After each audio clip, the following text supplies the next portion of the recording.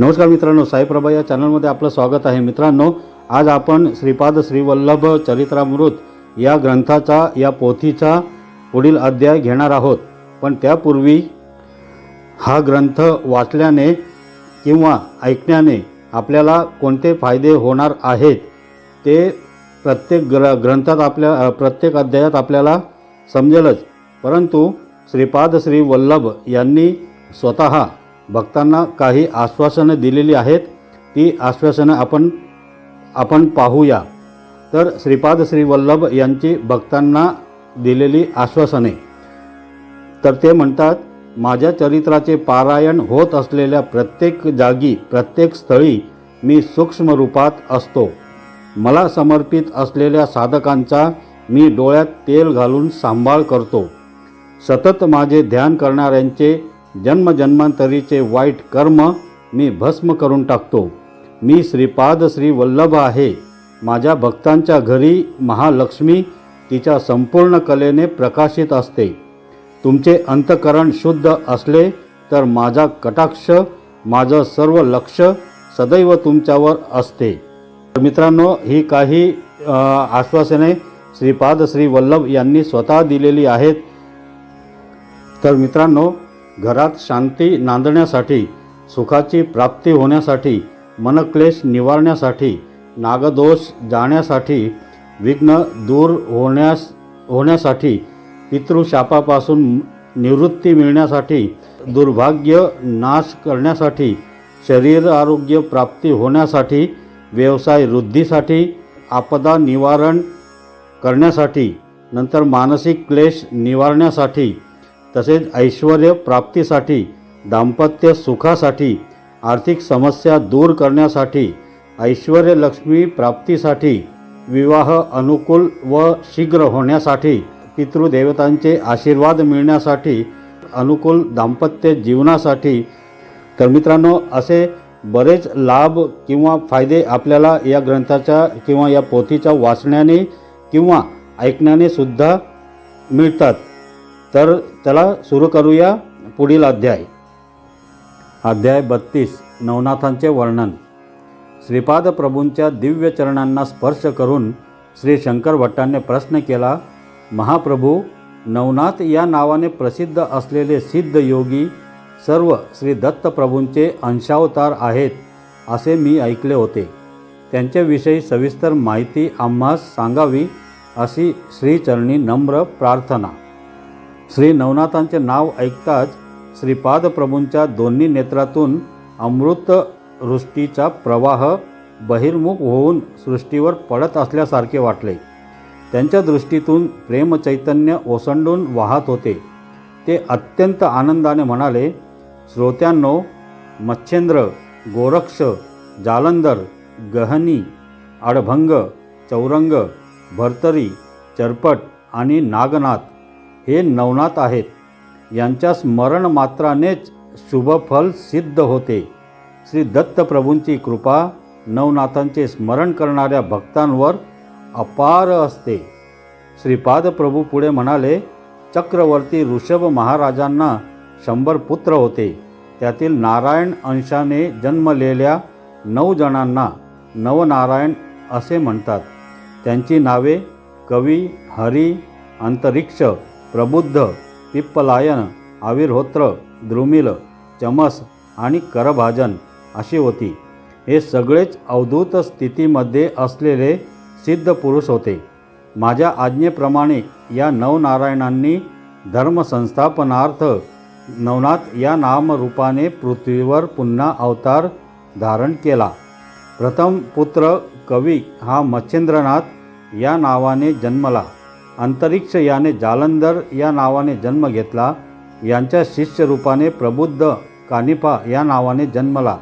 पिप्पलायन चरपटनाथ नावाने अवतरित झाला। आविर्होत्र हा नागेशनाथ या नामरूपाने अवतरित झाला। द्रुमिल याने भर्तरीनाथ या नावाने जन्म घेतला। चमस हा रेवणनाथ या रूपात अवतरित झाला आणि करभाजन गहनीनाथ या नावाने जन्मला। या नवनाथांच्या जन्माच्या घटनासुद्धा मोठ्या अद्भुत आणि आश्चर्यकारक आहेत। याबद्दल सांगताना श्रीपाद प्रभू म्हणाले, श्रोत्यांनो, उपरिचर नावाच्या एका वसूने उर्वशीला पाहिले आणि तो तिच्या रूप सौंदर्यावर अत्यंत मोहित झाला। त्यावेळी त्याचे वीर्य द्रवित होऊन यमुनेच्या पाण्यात पडले। ते एका मासोळीने गिळले। त्या मत्स्यापासून मच्छिंद्रनाथांचा जन्म झाला। कामदेव मन्मथाला भगवान शंकरांनी क्रोधित होऊन आपल्या ललाटाग्नीने जाळून भस्म केले होते। त्या भस्मामध्ये मन्मथाचा आत्मा होता। बृहद्रथाने ज्यावेळी यज्ञ केला त्यावेळी त्या यज्ञकुंडातून जालंधर नावाचा आविर्भाव झाला। नर्मदा नदीमध्ये पडलेल्या ब्रह्मवीर्यापासून रेवणसिद्धाचा जन्म झाला। एकदा ब्रह्मवीर्य एका नागाच्या शिरावर पडले। ते नागिनीने खाऊन टाकले। त्या योगाने ती नागिन गर्भवती झाली। त्याच वेळी जनमेजय राजा सर्व नाग सर्पांना नष्ट करण्यासाठी सर्पयाग करीत होता। ब्राह्मणाच्या मंत्रोच्चाराबरोबर शेकडो नाग यज्ञकुंडात येऊन पडू लागले। यावेळी त्या नागिनीने आपल्या अंड्यास एका मोठ्या वडाच्या झाडाच्या बिळात सुरक्षित ठेवून ती नागिन निघून गेली। यथासमयी त्या अंडजातून वटसिद्ध नागनाथ यांचा जन्म झाला। मच्छिंद्रनाथ धर्मप्रचारासाठी संचार करीत असताना एके गावी त्यांचा मुक्काम होता। तेथील लोक त्यांच्या दर्शनास येऊ लागले। त्यात एका अपत्यरहित स्त्रीने मच्छिंद्रनाथांना नमस्कार केला आणि आपली व्यथा सांगितली। नाथांनी भस्म मंत्रून दिले, परंतु त्या स्त्रीने ते दिव्य भस्म अविश्वासाने उकिरड्यावर फेकून दिले। त्या भस्माच्या अमोघ अशा शक्तिसंपन्नतेने त्यामधून गोरक्षनाथाचा जन्म झाला। पार्वतीच्या विवाहसमयी पौरोहित्य करणारे ब्रह्मदेव तिचे अप्रतिम लावण्य पाहून तिच्यावर मोहित झाले आणि त्यांचा वीर्यस्त्राव झाला। या कृत्याची त्यांना लाज वाटली आणि त्यांनी ते वीर्य आपल्या मांडीस पुसून टाकले। त्या क्षणीच त्या वीर्याचे 60,000 भाग झाले आणि त्यातून वालखिल्य नावाचे 60,000 ऋषी जन्मास आले। त्यातून थोडा भाग उरला होता, तो कचरा समजून भागीरथी नदीत टाकून दिला। तो कचरा नदीतील गाळात अडकून तेथेच राहिला। त्यामध्ये पिप्पलायनाचा आत्मा शिरला आणि चरपटनाथाचा जन्म झाला। कोलिक मुनींनी त्यांच्या पर्णकुटीतून बाहेर जाताना आपले भिक्षापात्र पर्णकुटीच्या बाहेर ठेवले। त्याचवेळी सूर्याचे तेज त्या पात्रात पडले। ते महर्षींना कळले। त्यांनी ते पात्र तेथेच सांभाळून ठेवले। त्या पात्रातूनच एका नवनाथाचा जन्म झाला। त्याचे नाव भर्तरीनाथ असे पडले। हिमालयातील पर्वतावरील एका घनदाट अरण्यात एक हत्तीण झोपली होती। एकदा ब्रह्मदेव सरस्वतीवर मोहित झाले आणि त्यांचे वीर्य त्या निजलेल्या हत्तीणीच्या कानात पडले। त्या कानातून प्रबुद्धाला जीवन प्राप्त होऊन त्याने जन्म घेतला। कानातून जन्म घेतल्याने या नाथाचे नाव कर्ण कानिफा असे पडले। गोरक्षकाने एकदा संजीवनी मंत्राचा जप करीत मातीमध्ये एक मनुष्याकार आकृती काढली। त्या आकृतीतून करभाजन या संजीवनी मंत्राच्या सहाय्याने जीवन प्राप्त झाले आणि त्याने गहनीनाथ या नावाने अवतार धारण केला। श्रीकृष्णाच्या आज्ञेनुसार या नवनारायणांनी आपले स्थूल शरीर मंदराचल पर्वतावर समाधी अवस्थेत सांभाळून ठेवले होते आणि अंशावताराने नवनाथ या नामरूपाने पृथ्वीवर जन्म घेतला। धर्मसूत्रांना अनुसरून अंश अवतारांना स्वेच्छा दिली जाते। संकल्प मात्र मूल तत्वातूनच येतात। त्यांचे योग्य प्रकारे नियंत्रण करणे हे अंशावताराचे कार्य असते। हे मूलतत्वाकडून अनुमती घेऊन जीवांचे कल्याण करतात। या अवतारात राग, लोभ, मद, मत्सर असे मानवी दुर्गुण नसतात। यामुळे मूलतत्वाची कार्य समर्थता अंशावतारात सुद्धा आढळते। या कारणाने अंशावतार आणि पूर्णावतार यात काही फरक नसतो। एवढे बोलून श्रीपाद प्रभू मौन झाले। रमणी आणि नरसिंह रायडू यांचा विवाह श्रीपाद प्रभूंनी स्वतःच करविला। श्रीपाद प्रभूंच्या आदेशानुसार शंकर भट्ट आणि धर्मगुप्त दोघे कुरुगड्डीहून पिठिकापुरम जाण्यास निघाले। कृष्णा नदी ओलांडून ते पंचदेव पहाड गावी आले. तेथे त्यांनी अल्पोपहार करून पुढील प्रवासास प्रारंभ केला. एका ज्वारीच्या शेतातील पायवाटेने जात असताना त्या शेताच्या मालकाने त्यांना बोलावून त्यांचे स्वागत केले आणि खाण्यास मधुर फळे दिली. त्याचे नाव नरसिंह रायडू असे होते. त्याने या दोघांना आग्रहाने एक दिवस त्याच्या शेतातील घरात ठेवून घेतले. त्याने आपला विवाह त्याच्या मामाची कन्या रमणीबरोबर श्रीपाद प्रभूंनी कसा लावून दिला याचा वृत्तांत सांगितला. तो लहान असतानाच त्याचे मातापिता स्वर्गवासी झाले होते. त्यामुळे तो आपल्या मामाकडेच शिक्षणासाठी राहिला होता. त्याचे मामा चांगले होते, परंतु मामी मात्र तापट स्वभावाची होती. त्यास घरचे सर्व काम करून शेतातील कामसुद्धा करावे लागे. इतके काम केल्यानंतरसुद्धा त्याची मामी त्याला खाण्यास शिळे पाके देत असे. मामाची एक कन्या होती. तिचे नाव रमणी असे होते. ती कधीकधी मामीच्या न कळत चांगले चांगले पदार्थ नरसिंहाला आणून देत असे. रमणी दिसावयास सुंदर होती. त्यामुळे त्यांच्या कुलातील अनेक युवक तिच्याशी लग्न करण्याचे इच्छुक होते, परंतु रमणीला मात्र नरसिंहच आवडत होता. एकदा त्याच्या गावात एक ढोंगी साधू आला. त्याला भूत भविष्याचे उत्तम ज्ञान असल्याचा त्या गावात खूप प्रचार करण्यात आला होता. त्या ढोंगी साधूने नरसिंहाच्या मामीवर जणू मोहिनीच घातली होती. त्याने घरी येऊन मामीस सांगितले की त्याच्या घरात कालीपूजा केल्यास घरातील एका ठिकाणी अपार धन संचय मिळेल. या कथनावर बोलून मामीने त्या साधूस कालीपूजा करण्यास सांगितले. त्याने रमणी अत्यंत भक्तिभावाने पूजा करीत असलेली श्रीकृष्णाची मूर्ती फेकून देण्यास सांगितली. मामीने तसेच केले. बिचारी रमणी तळमळत राहिली. त्या ढोंगी साधूने पूजेस सुरुवात केली आणि कोंबड्यांचा बळी दिला. त्या रक्ताने देवघर भगवेनासे झाले होते. त्याने घरात माणसाची कवटी आणि स्मशान सामुग्रीसुद्धा आणून ठेवली होती. त्या साधूस वशीकरण विद्या अवगत होती. त्या विद्येच्या सहाय्याने रमणीचे शीलहरण करण्याचा त्याचा दुष्ट हेतू होता. त्याने तसा प्रयत्नसुद्धा केला, परंतु रमणीने तो जवळ येताच त्याच्या डोक्यावर एका वजनदार वस्तूने प्रहार केला आणि आपले रक्षण केले. दुसरे दिवशी सकाळी एक गरीब ब्राह्मण त्यांच्या घरी भिक्षेसाठी आला. त्याचे मुखारविंद अत्यंत शांत आणि तेजपुंज होते. त्याला भिक्षा देण्यास घरात काहीच नाही असे मामीने बाहेर येऊन सांगितले. तितक्यात तो ढोंगी साधू स्मशानातून मनुष्याचे कपाल घेऊन आला. त्यावेळी त्यांना घरात एक दिव्य प्रकाश दिसला आणि भिक्षेस आलेला तो ब्राह्मण अदृश्य झाला. त्या दिव्य प्रकाशाने ढोंगी साधूच्या अंगाची भयंकर आग होऊ लागली. त्या प्रकाशातील किरण रमणीवर पडताच ती पूर्वीसारखी स्वस्थ झाली. नरसिंहाचे पूर्वीचे दुर्बलत्व जाऊन त्यास अत्यंत बलवान झाल्याची अनुभूती आली.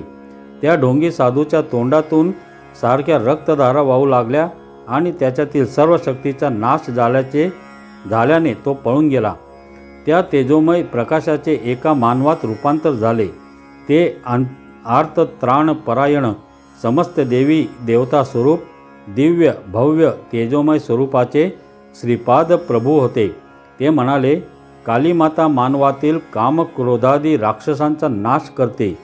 ती कोंबड्या बकऱ्या आदी प्राण्यांचे बळी कधीच मागत नाही. यानंतर घराची शुद्धी करण्यास आली. नरसिंह रायडू म्हणाले, अहो शंकर भट्ट, श्रीपाद प्रभूंनी माझा आणि रमणीचा विवाह स्वहस्ते केला. त्यावेळी रमणी 12 वर्षाची होती. त्यांनी आम्हाला अक्षदा दिल्या होत्या आणि सांगितले होते की शंकर भट्ट आणि धर्मगुप्त नावाचे 2 भक्त येतील, त्यांना थोड्या अक्षदा दे. या आदेशाप्रमाणे शंकर भट्ट आणि धर्मगुप्त या दोघांनी त्या परमपावन अक्षदा नरसिंह रायडू कडून घेतल्या आणि त्याचा निरोप घेऊन पुढच्या प्रवासास प्रारंभ केला. शरभेश्वराचा वृत्तांत.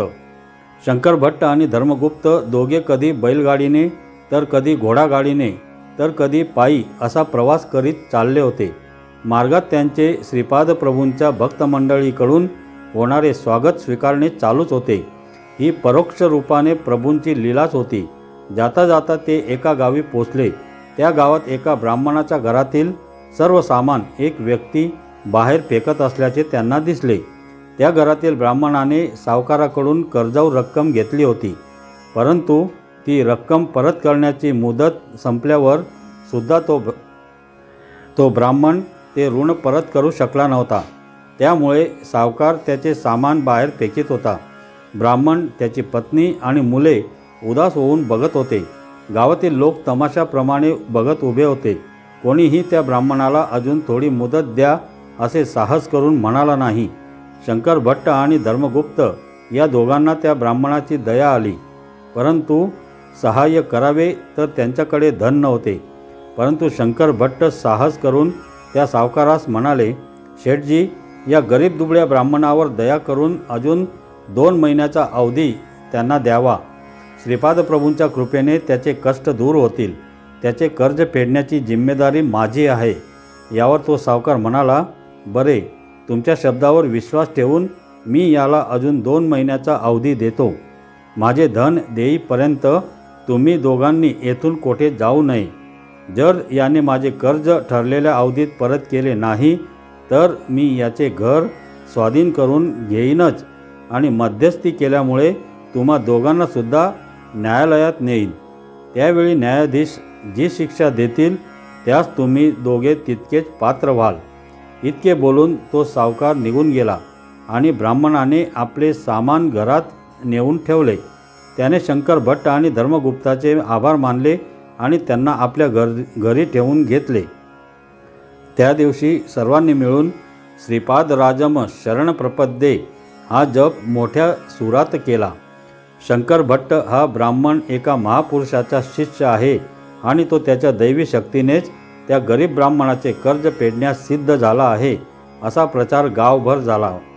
शंकर भट्ट मात्र मनातून भयभीत झाले होते, परंतु त्यांना श्रीपाद प्रभूंच्या सहायतेवर दृढ विश्वास होता. त्या ग्रामात शबेश्वर शास्त्री नावाचे एक पंडित आणि मोठे शास्त्रवेत्ता राहत होते. त्यांच्यावर एका प्रेतात्म्याचा अनुग्रह होता. त्याच्या आधाराने ते भूत, भविष्य, वर्तमान अगदी अचूकपणे सांगत असत. त्या गावातच शास्त्रींची एक बहीण होती. एकदा तिचे पतिदेव कामासाठी दूरदेशी गेले होते. त्यांना जाऊन बरेच दिवस झाले होते आणि त्यांचा काही समाचार कळला नव्हता. त्यामुळे ती काळजीत होती. अशा अवस्थेत असताना तिला एके दिवशी प्रातःकाळी एक स्वप्न पडले. त्या स्वप्नात तिला आपल्या पतीचे निधन झाल्याचे दिसले. या स्वप्नामुळे ती अत्यंत घाबरून गेली आणि तिने याबद्दल आपला भाऊ शरभेश्वर यास विचारले. त्याने याबद्दल त्या प्रेतात्म्यास विचारले. त्या प्रेतात्म्याने सांगितले, जिचा पती देशांतरी गेलेला असताना मध्येच मार्गात चोरांनी त्याला घेरले आणि सर्व द्रव्य लुबाडून त्याला मारून टाकले. आपल्या भावाकडून हा समाचार ऐकून ती अत्यंत दुःखी होऊन विलाप करू लागली. त्यावेळी काही लोकांनी तिला धीर देऊन सांगितले की त्यांच्या गावात एक शंकर भट्ट नावाचे एक महापंडित आले आहेत. त्यांना घटना घटिताचे उत्तम ज्ञान असून श्रीपाद श्री वल्लभ त्यांचे आराध्य दैवत आहेत. त्यांच्याकडून सत्य काय ते जाणून घ्यावे. तिला शंकर भट्टाकडून सत्य जाणून घ्यावे अशी मनोमन इच्छा झाली. ती त्यांच्याकडे येऊन आपली सर्व कर्मकहाणी सांगून आर्तस्वरात म्हणू लागली, भाऊ, माझ्या मांगल्याचे रक्षण करा. शंकर भट्टाचे हृदय तिची कहाणी ऐकून पाणी पाणी झाले. त्यांना श्रीपाद प्रभूंच्या त्या शेतकऱ्याने दिलेल्या मंत्राक्षदांची आठवण झाली आणि त्यांच्यात एका दिव्य स्फूर्तीचा संचार झाला. त्या स्त्रीला बोलावून ते म्हणाले, बाई, या मंत्राक्षदा घे आणि तुमच्या देवघरात पूजेच्या ठिकाणी नेऊन सुरक्षित ठेव. तुझा पती थोड्याच दिवसात तुला भेटेल. हे सत्य आहे, त्रिवार सत्य आहे. वर्तमान काही लोकांनी शरभेश्वर शास्त्रींना सांगितले. त्यांना आपल्या बहिणीचा खूप राग आला. तिने मात्र देवाजवळ संकल्प केला, माझा पती सुखरूप घरी परत आल्यास मी त्या गरीब ब्राह्मणाचे देणे तर देईनच, शिवाय शंकर भट्टांना आपला गुरु करून श्रीपाद प्रभूंचे नामस्मरण आराधना करील. अशा प्रकारे 3 दिवस गेले. या 3 दिवसात शेतकऱ्यांनी आणलेल्या शिध्याने स्वयंपाक करून त्या गरीब ब्राह्मणाच्या पत्नीने सर्वांना यथेच्छ जेवू घातले. चौथ्या दिवशी शरभेश्वर शास्त्रीच्या बहिणीचा पती देशाटन करून सुखरूप परत आला. तिच्या आनंदाला पारावारच नव्हता. तिच्या पतीला चोरांनी मार्गात मारण्याचा प्रयत्न केला होता, परंतु एका मल्लाने मध्ये पडून त्याचे रक्षण केले होते. त्या मंत्राक्षादामुळे आज तिचे सौभाग्य टिकले असा तिचा दृढ विश्वास झाला होता. खरोखरी श्रीपाद प्रभूंचा महिमा अगाध आहे, अमोघ आहे. शंकर भट्टाचे ज्योतिष्य श्रीपाद प्रभूंच्या कृपेने खरे झाल्यामुळे त्या गरीब ब्राह्मणाचे ऋण शरभेश्वर शास्त्रींनी बहिणीच्या संकल्पानुसार फेडले होते. ही सर्व श्रीपाद प्रभूंचीच लीला. श्रीपाद राजम शरण प्रपद्ये हा अध्याय वाचल्याने सद्गुरूंची कृपा प्राप्त होते. सद्गुरूंची कृपा कटाक्ष प्राप्ती होते. तर मित्रांनो, नवनाथांचे वर्णन नावाचा हा 32वा अध्याय येथे समाप्त झाला. दिगंबरा दिगंबरा श्रीपाद वल्लभ दिगंबरा अवधूत चिंतन श्री गुरुदेव दत्त. श्री गुरुदेव दत्त. श्री गुरुदेव दत्त.